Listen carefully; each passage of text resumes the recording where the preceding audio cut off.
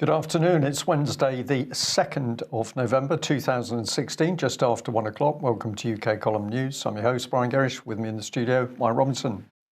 We will be joined by a live video Skype link by David Ellis from Strategic Defence Initiatives. We're going to be focusing today on some really fascinating events in UK involving the police and the military. We've got comment from MI5.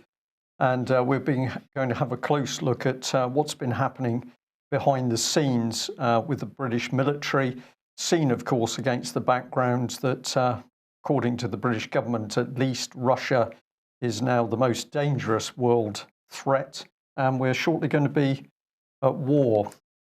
Well, first of all, the good news is for those of us in Plymouth, the sun is still shining. There's a brilliantly blue sky. The leaves on the trees, what's left of them, are really spectacular.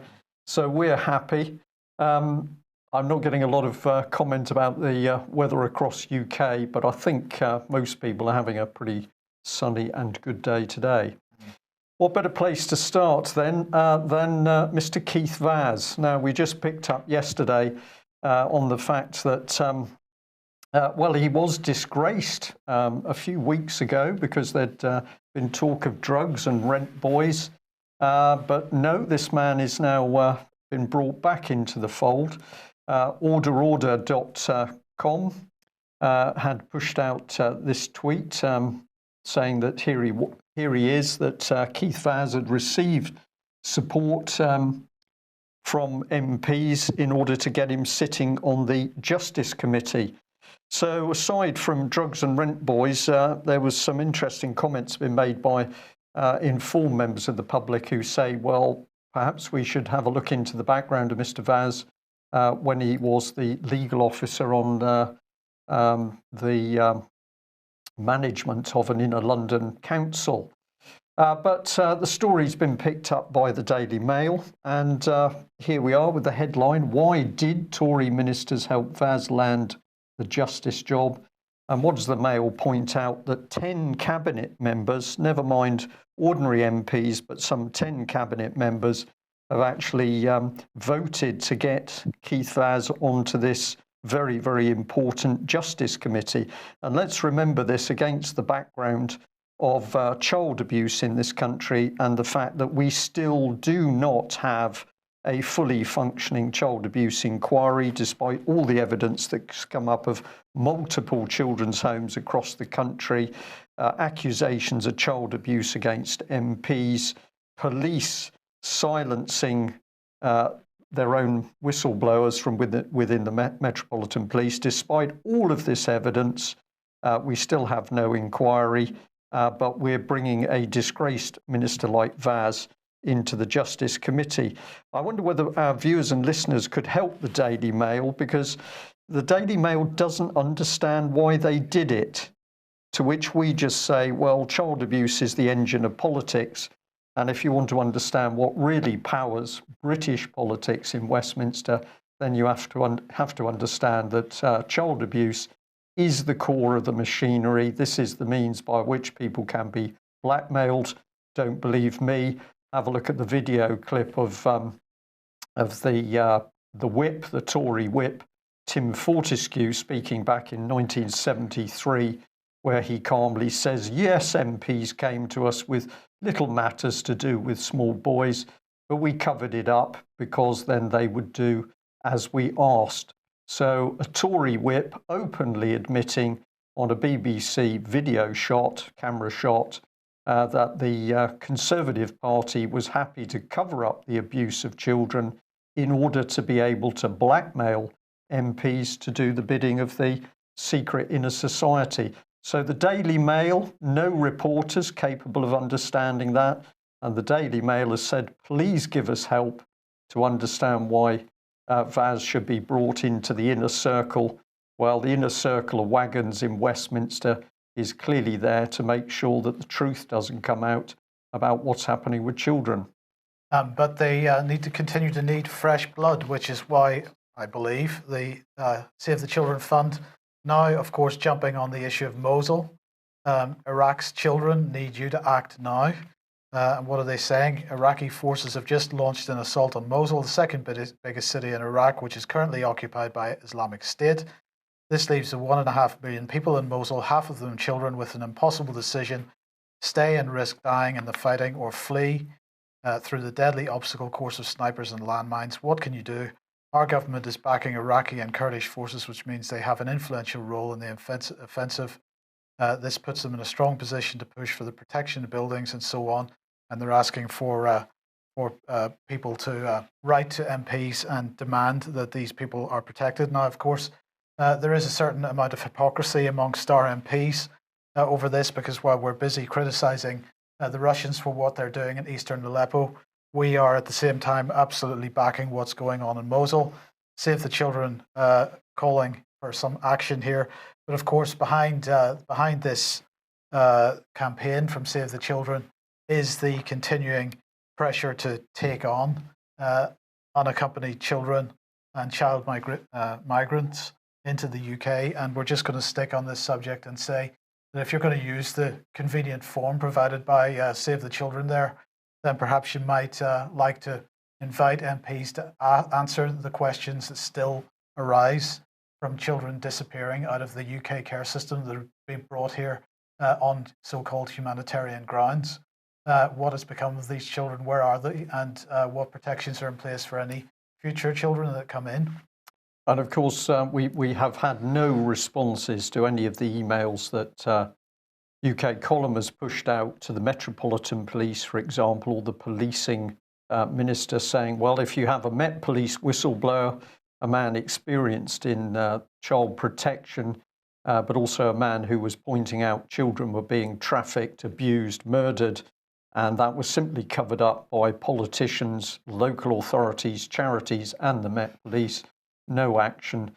We've really got a criminal cabal, I think, running Parliament. Absolutely. David, this issue of Mosul and child refugees in general, again, we're just forcibly, we're driving people. That's exactly the case. This is just a continuation of this hybrid Grand Gladio model of no votes, no democratic votes in any of the Western sort of parties that are involved militarily. But what it does, the effect is it just displaces massive amounts of people and causes chaos for the people there. I mean, obviously, at the other end of the spectrum, at the defence industry end of the spectrum, there's a lot of expenditure and a lot of money being spent. You've got to ask, people have got to ask, other than opium, what else is being harvested? So, let's look at this objectively. Let's lift the veil and start seeing exactly what's going on here, because all these people, we've seen this now for 20, 30 years. We're going to end up with a huge amount of these people being displaced into other countries. These people that are in offices are not stupid. They know this is going to happen. So we've got to ask the questions: is this what they want to happen? Yeah, absolutely, indeed. Okay, well, moving on then. Brexit or not? This is a think tank called the Political Studies Association. And they've produced this report, Brexit to Test UK's Constitution and Institutions to the Limit. The report itself is called the UK in a Changing Europe. So what are they talking about? They're saying that Brexit is going to put such huge pressures on Parliament, on the civil service, on the courts, and on the Constitution, Brian, that really it's an impossible situation. The whole lot is just going to blow up and explode. Apparently the civil service faces its biggest ever challenge. Negotiations with the EU will entail extensive coordination between new and existing ministries and an immense workload.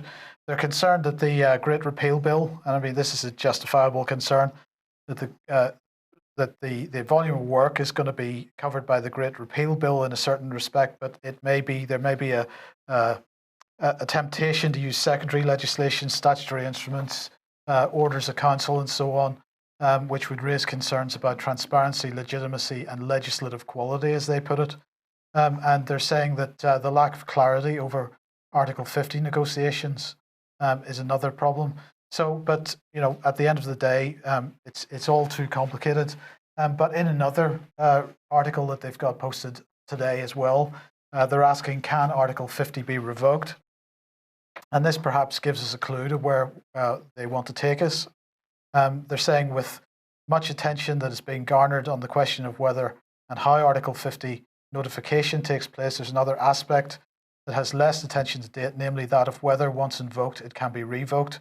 And they're suggesting three main ways that Article 50 could be revoked if at the end of the process it was decided to do so. One, by mutual consent, unilateral revocation by the other 27 EU members, and they're saying that that one isn't a likely one at all, that couldn't happen, and unilateral revocation by the UK. So at the end of the day, if we didn't like the deal that was on offer, we might choose to revoke Article 50 and stay in the EU. That, of course, would change the balance of power, and that perhaps we would end up being told what to do at that point, perhaps bringing us in even closer than otherwise. Yeah, you can come back in because you're sort of begging to, or stay in. You can stay in because you begged us to stay in, and now we're going to absolutely tell you what to do at every level of running the country. Somebody in our chat box has just commented, so the civil service ran a third of the globe, coped with 2 world wars and the Cold War, but to come out of the European Union is the biggest challenge it's ever faced. Of course, what's being posted by the UK in a changing Europe has got to be complete and utter dross. And I note that King's College, of course, is proudly stamped on the top. So we are exactly where UK column forecasted all those months ago, that basically we had Nigel Farage waving his hands and saying, we've done it, we've achieved Brexit. We said this is absolute nonsense. What is going to happen is a smokescreen of delay and chaos, the so-called cul-de-sac, and that's exactly what we can see unfolding. Yeah. And what is happening the other side of the smokescreen, well, some very dangerous things are beginning to show their face in UK. So this is the Herald, a major article saying that there's been a big 2-week exercise between local police and the military preparing for violence in towns and cities. Part of it was rioters pelted police with petrol bombs and missiles as officers responded to a mass breakout of violence on the streets in a test of their response to urban disorder. So this would have cost millions, hundreds of thousands of pounds, millions of pounds more likely. So somebody in central government is predicting that this country is heading towards mass violence on the streets. What is going to cause this? Well, we're not being told at the moment, but could it just be the government knows that if it carries on fiddling with Brexit, maybe this is deemed enough to cause violence on the street, but somewhere somebody within the UK government is calmly predicting that this country is going to stoop to the level of violence on the streets. Could this be the objective? Utter chaos in UK, so there's no chance of us coming out of the EU. David, perhaps I could get a bit of comment from you, because this is a big step, I think, towards the making Britain's police a complete paramilitary organisation. Are they police? Are they military? We don't really know. Exactly. So there's two things here. The officers in Whitehall are fully aware and preparing for this. So they know damn well that they have done something so bad and so slipshod that they're going to incur the wrath of the people. So this article is self-fulfilling. So it's almost as if they're sort of saying, well, we expect the people to do this, but it doesn't make any difference because whatever they do, because we're just going to carry on regardless.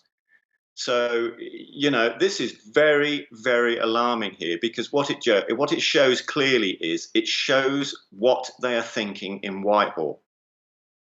Yeah, absolutely. And just on your point about the merging of roles between military and civilian police, of course, we should remember the European Defence Agency conference, I believe it was last June or July, where Ms. Mogherini, the ostensible foreign minister of the European Union, was discussing this exact subject with Jens Stoltenberg of NATO. So they are working to merge military and civilian policing functions in some form. And something that's very easy for us to see on that score, of course, is the fact that the uniform of our police has gone from being white shirts and a relatively soft uniform, albeit with a very strange British police hat. We've now gone to all black paramilitary uniform, black Union Jack flag.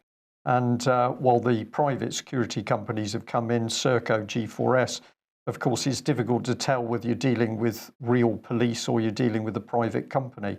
But we get another clue of trouble. Let's bring in Andrew Parker of MI5. We mentioned this very, very briefly in the news yesterday, but he's had to come out of the woodwork in order to make a unique or give a unique interview with the press. MI5 head, increasingly aggressive Russia is a growing threat to UK. So let's think about it. UK is moribund at the moment. We don't know whether we're a nation state or whether we're simply a vassal state of the European Union. The government is worried about major violence on the streets. MI5 is having to speak out and say that Russia is a growing threat. But he's said some other things apart from those nasty Russians. He's claiming that 12 jihadi terror plots are foiled. Where's the evidence for that? I think the public should be able to see full reports on each of these incidents so that we have the proof that what this man says is true. I very much doubt whether this is true. I think this is part of publicity to help ramp up the fear factor. We've apparently got 3,000 British-born Islamic extremists in UK. Where is the evidence for that statement? If this man is speaking publicly about this sort of thing now, I believe he should be publicly challenged to produce the evidence to support this claim.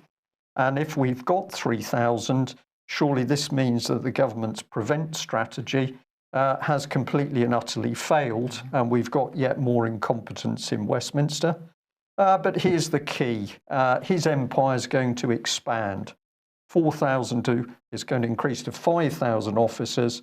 And we already know what many of these people are doing, are sitting spying on the British public, who the government is becoming increasingly frightened of as the public wakes up to the criminal activity in Westminster. He doesn't have any problem with investigatory powers, Bill, Mike, so we should relax there. That's moving on through Parliament at the moment. Moving on nicely. Trust Andrew Parker is that. And here we are. Brexit, he says confidently, will not affect work with the EU intelligence services. And I think here he's telling the truth, because there isn't going to be any change whatsoever in UK's relationship with the European Union. And then if you are pretty happy with your national identity, who you are, and who the bad guys are in government, we're going to have more women and ethnic minorities into MI5, and presumably MI5 is going to be able to screen all of the ethnic minorities, although we're saying at the moment not even the police know who people are because there's no record of them coming into the country. So we're not blaming the people who've come into the country. We're simply pointing out that the British government itself says we don't know how many people have come in, we don't know where they are. So create a false identity, join MI5. But not to worry, because the press is going to expose it all. Possibly not. So press regulation, Leveson is back. The government is now seeking views on press regulation issues. It's wanting to make sure that the UK has a free and vibrant press, but one which is held fully accountable when things go wrong, apparently. So there you go. Following the events uncovered in 2011, when evidence emerged of phone hacking, blah-de-blah-de-blah, it goes on. So they want to seek views on the following two issues: the implementation of Section 40 of the Crime and Courts Act 2013. Now, this is the provision which has not been, it has been enacted, it has received royal assent, but it hasn't been signed off by the government yet. And what this does is allow any media organisation, press organisation, which hasn't signed up to the recognised regulator, they would then be liable for court costs for the other side if they received a libel writ, if they were accused of harassment and a few other things. They would court costs for the other side, even if they win their case. So that's a pretty unconstitutional situation. And also the government looking for consultation on part 2 of the Leveson inquiry. Now, the Leveson inquiry was originally set up as 2 parts. Part 1 took place in 2012, as we know, and reported November 2013. That examined the culture, practices, and ethics of the press. Now they want to look at wrongdoing in the press and the police. So this is what Karen Bradley had to say. The government is determined that a balance is struck between press freedom and freedom of the individual. Those who are treated improperly must have redress. Likewise, politicians must not seek to muffle the press or prevent it doing legitimate work, such as holding us to account. And the police must take seriously its role in protecting not only its reputation, but also those people it's meant to serve. This is the balance we wish to strike, they claim. But of course, that's not quite how it's working out, as we've been discussing over a number of years now. So the question is whether they're going to actually sign off on Section 40 of the Crime and Justice Bill. They may sign off fully, or they may repeal it completely, or they may partially sign it off. And of course, Impress, one of the 2 regulators, has now been recognised by the Press Regulation Panel. Impress is the regulator that has the support of the Hacked Off campaign and the Media Standards Trust and Common Purpose. It's the, they claim to be independent, although all the language in the press release is all about self-regulation. Impress certainly would not be, could not be described as self-regulation by the press, since they don't, they're not supported by the press in any way. And in fact, they've got on their board, and do you think this is independent, Brian? On the board, they have at least one person who was one of the named victims of phone hacking. So how can they, when they've got that type of influence, that type of conflict of interest, how could they possibly be independent? Yeah, well, they can't. No. So here is Impress. Here's their website. The first truly independent press regulator in the UK.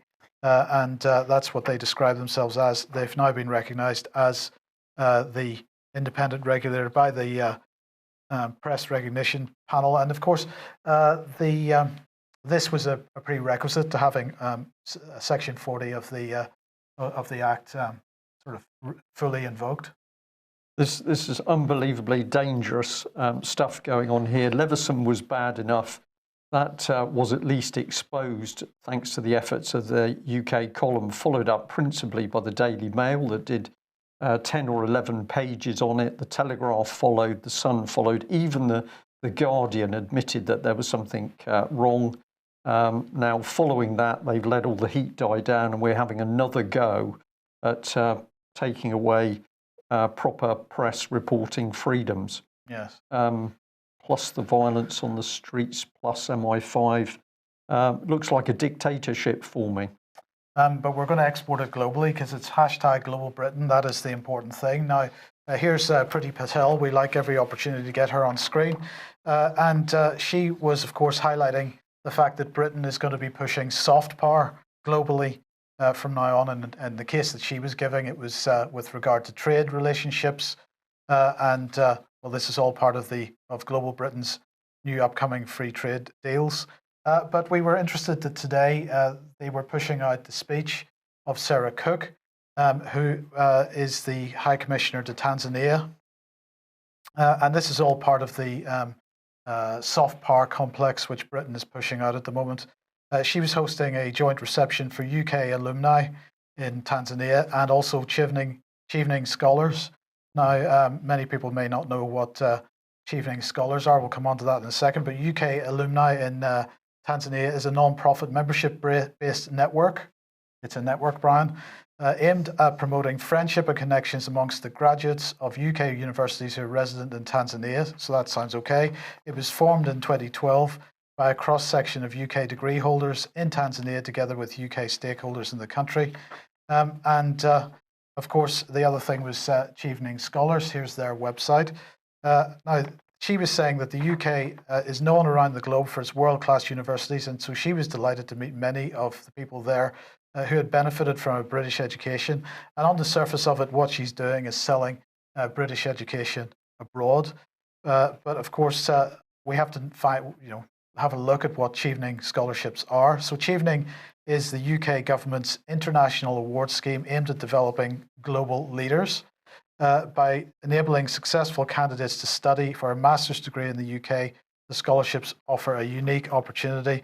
They enable future leaders, influencers, and decision makers from all over the world to develop professionally and academically, network extensively, experience UK culture, and build lasting positive relationships in the UK. So this is the UK burying its way into universities and where we'll say brighter candidates who might go on to help run their governments or run institutions in their countries. The UK is burying its way in there to reframe these people to support a UK-controlled world network. So that's exactly right. So perhaps it should be no surprise then you don't have to dig too far on the Chevening website to end up with our old friends Common Purpose.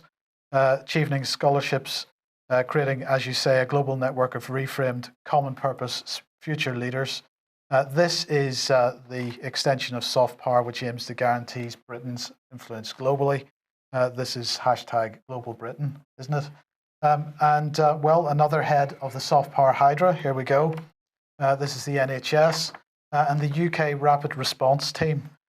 This new rapid support team is going to respond to urgent requests from countries around the world to help control disease outbreaks within 48 hours, apparently. It consists of clinicians, scientists, and academics. And they're saying that the Ebola crisis highlighted the need for the international community to develop a system to help countries respond to and control disease outbreaks.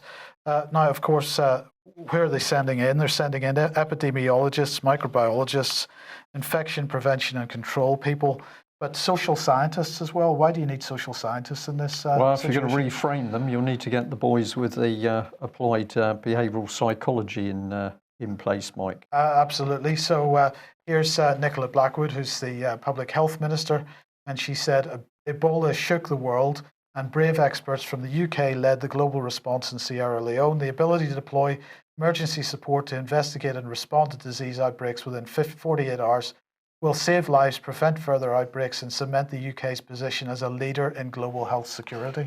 This is the same UK leading by Staffordshire Hospital and at least 10 or 11 other hospitals with the bodies coming out, and a report in the press today talking about a survey uncovering just horrific bullying through the NHS. So the bodies are coming out of British NHS, but we're going to export that capability worldwide. Absolutely. David, have you any thoughts on British soft power? It just is. It beggars belief, doesn't it? You look at the overall thread here. I mean, as Brian has just said, we've gone from, Keith Vaz to all the other facets in our society at the moment. And it almost begs the question, has Theresa May ordered all of her party's representatives that sit in Parliament, that I'm not deliberately not referring to them as MPs, I'm referring to them as party representatives, because under that command chain, which is amazingly effective, let nobody in the general public be under any illusion that these people first and foremost represent this thing called a party.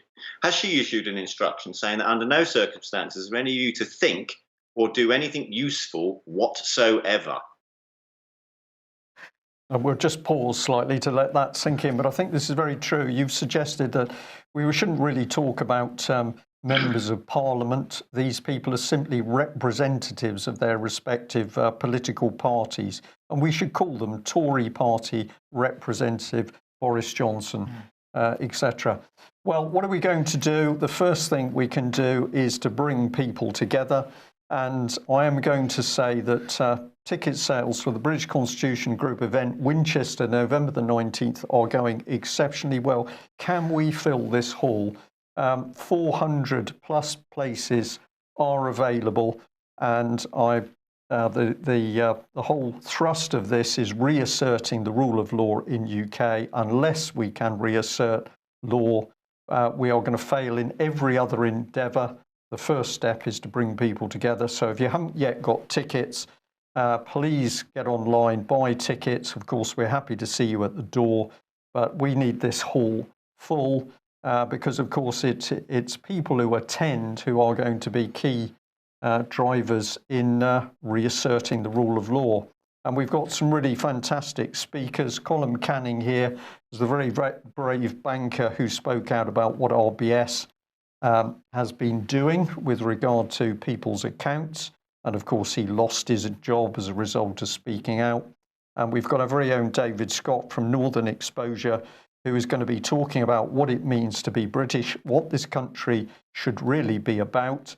And in case anybody's feeling a little bit wobbly about the mention of Britain being a country for the British, of course, if we had our proper constitution and we had law giving proper law, proper judgment, we would be an ideal society to welcome in a great many other people.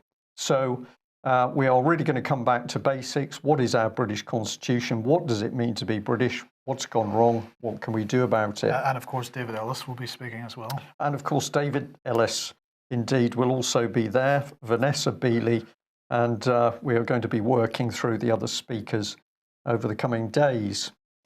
So we'll also put up an ad for this excellent film, The Great British Mortgage Swindle. This is going to be shown at the Savoy Cinema, Derby Road, Nottingham, on the 5th of November. Very, very detailed information about how the banks have been committing fraud on a gross scale by means of created money and the mortgage and mortgages. And of course, mortgages ultimately being bundled up and sold off to make them even more money, and of course creating the so-called toxic debt. Now, from the bankers, what better place to go than the military?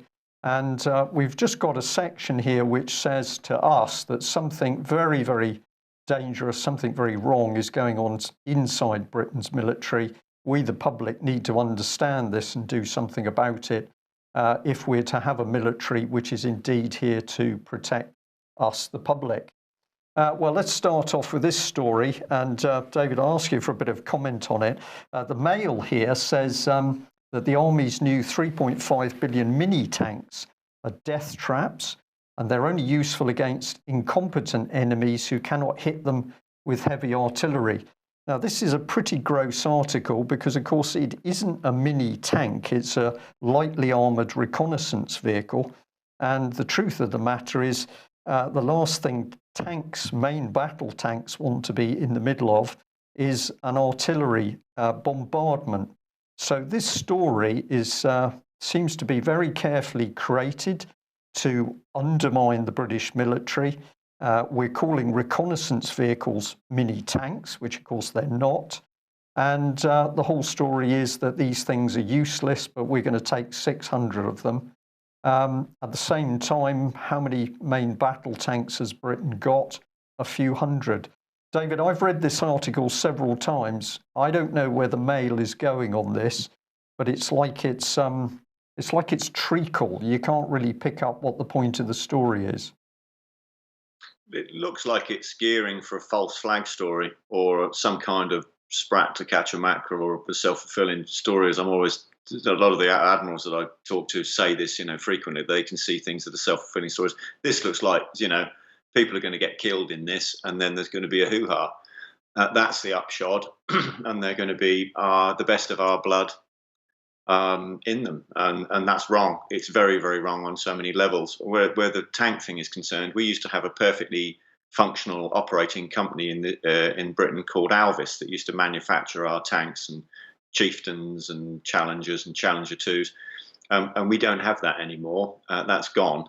So this is at the other end of the spectrum in terms of people's jobs, families, stability, life in Coventry and the area around here where it used to be.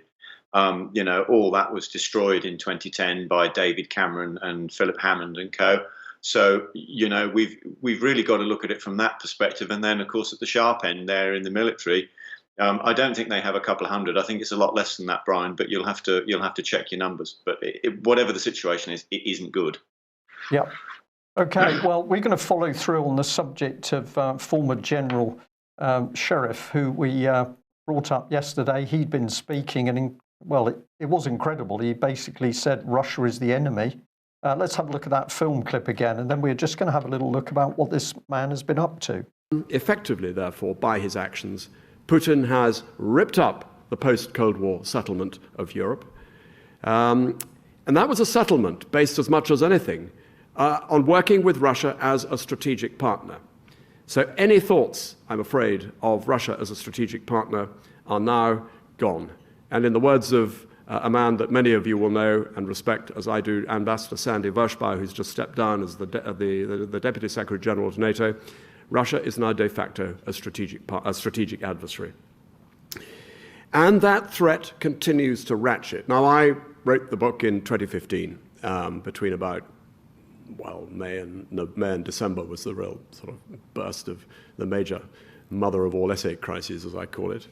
And actually, I would say that since then, that ratchet of the threat just goes on clicking up relentlessly. So there we have it, this man who's saying Russia is the threat, and he's saying, I wrote a book in a couple of months. Well, let's bring up what that book is about, because in fact, there had been a review of it. So it was 2017, War with Russia by General Sir Richard Shirreff. And what sort of things have we got in it? Well, it's his first novel, the best piece of superpower military fiction since Tom Clancy. The author, a recently retired British NATO four-star general, shows in punchy drama documentary style the Western nations getting trapped into open warfare with Putin's Russia.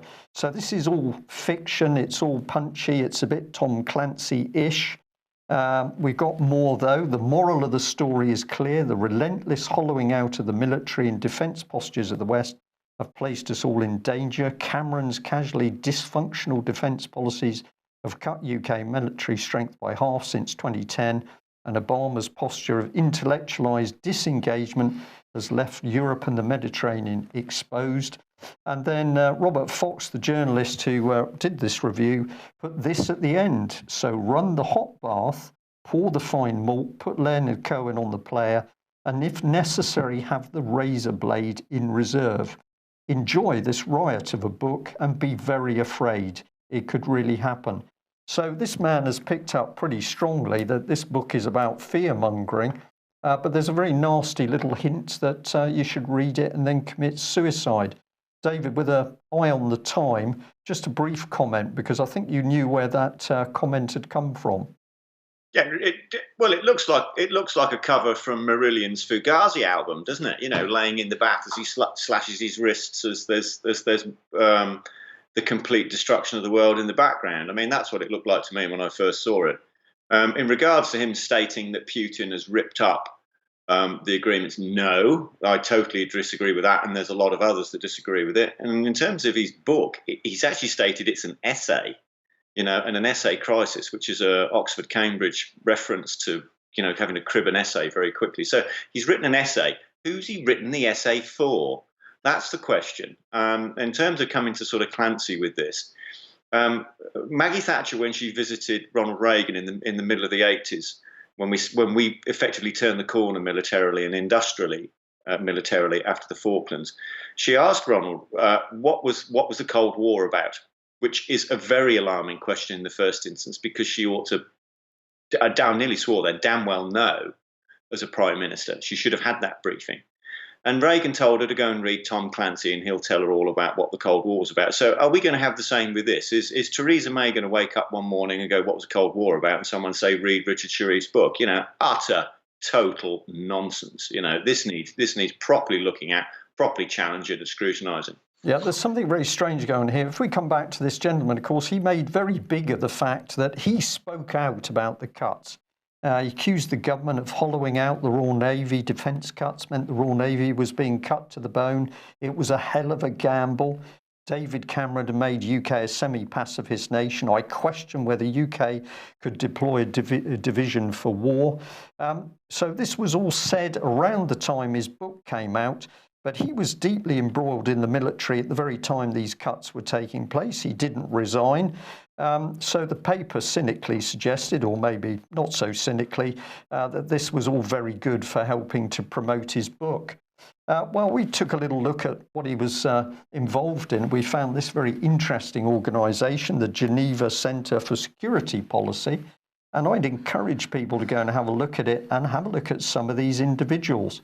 We can't show them all on screen because we haven't got time, but we have a look at the chairman, Francois Heisberg. Here he is. If we look back through, he's been working with the French Ministry of Defence. He's been working with big defence companies, Thomson CSF, Matra Defence. So this man is clearly part of the defence machinery. He's part of big money through commercial defence companies, but now he's very big on strategic studies, and they're promoting Mr. Shirreff. And this man caught my eye and encouraged people to have a look at his little CV, because he's a philosopher, he's a neuroscientist, and he's a geostrategist. And these people, if they're to be believed, are meeting with our best interests at heart to make sure we live in a loving world. But Mike, on the subject of your networks, if you have a look at this man's CV, he's actually talking about collective civilizational triumph. The word collectivism is in there. It's about bringing people together. And this man is very big on how your brain works. I don't get a particularly comfortable feeling. Well, if that's not enough, we understand that Sir Richard Shirreff has started a company, Strategia Worldwide, and this is a risk management company. Please have a look. We're fascinated to see who he's teamed up with. We've got Lord Peter Hain. We've got Sir Hugh Ward, former head of the Met Police. But he's now an experienced operator in crisis management. Okay, and many people of interest, but we happen to spot this young lady, Danica Cappy. She's done everything. She's worked with NATO. She's into strategic planning, management, disaster management. And we just spotted down at the bottom, she's also been working on the transformation of the Albanian armed forces. And that rang a bell because, of course, on the 29th of September, the government was bigging up the fact that Michael Fallon had been out with British armed forces in Albania, because apparently Albania is now one of our strongest allies. Albania is a key partner in southern Europe, an ally which is meeting its security challenges, and on it goes. So I think the question is, how do you just jump out of the British military into these extremely powerful, what is it, a think tank? That's on one hand. And on the other hand, you've got a business where you've got politicians, you've got bankers, Lloyds of London, risk analysis, NATO people. This is like a sort of shadow government almost contained within a private company. It's fascinating. David, sorry. Yeah, there's some very, very important questions here that we need to put. And, you know, politics is all about how can I get away with not being questioned? And this is one of the key things here that I'm seeing. So there's the key stuff here. How many men and key bits of assetry did Richard Shirreff save from the chop during these infernal cuts that we've endured? And we keep seeing this, and saying that Putin's ripped up the dynamic in the agreement. No, absolutely, that's not the case. But more importantly, we're seeing this group, if you want to call them that, or I mean, they're almost, as you're saying, Brian, you could argue that they've in essence got the makeup there of a shadow government. There's certainly enough big hitters and key players. But they're talking up war with Russia. And that fundamentally cannot work. It just cannot work, will not work. The only thing that can be an outcome from going down that avenue, politically or financially, is the formation of EU military, because there's no way there is just no way that anything else can come of it. None of the states in Europe are anywhere near capable on their own to even think about doing anything. So the only way it can be done is in a group. So you've got to say, is that, and that's the question, is that their agenda? Okay, well, whilst we've got all of these strange events around the military, we've mentioned Michael Fallon. The one thing the British government doesn't want to go near is the plight of Sergeant Alexander Blackman. So this Royal Marine Sergeant's still in prison. He's been in 3 years. But how remarkable that after the UK column reports it, the local Plymouth Herald newspaper has pointed out that 5,000 people have now signed a petition calling for the release of this Royal Marine. We are very pleased to see that. But we're also going to ask where local Conservative MP Johnny Mercer is, because he's former military himself. We emailed him to ask what he was actually doing to support Alexander Blackman. And of course, to date, we've had total silence. So we'll watch with interest on that. That's us. That's us. David, thank you very much for joining us. Very dangerous times in UK, government out of control, people with a very checkered background brought onto justice committees. And of course, we've got our very own anti-corruption MP now, Mr. Pickles. I feel reassured not. And of course, Russia now being blatantly attacked by UK and the US to be made the world bogeyman. Dangerous times. We'll be back tomorrow reporting more of the reality of what's happening in UK. Thanks for joining us. Bye-bye.